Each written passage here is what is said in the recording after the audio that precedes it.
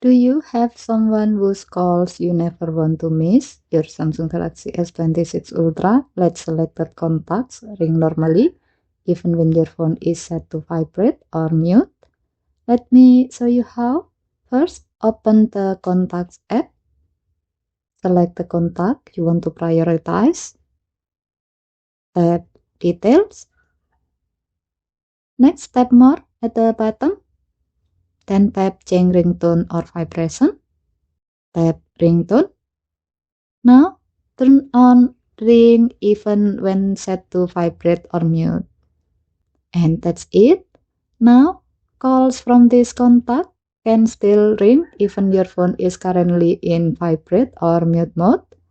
This is especially useful for family members, close friends, or anyone whose calls you always want to hear.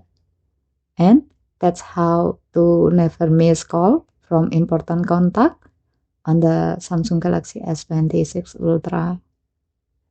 Okay, thank you for watching. Please help to like and subscribe.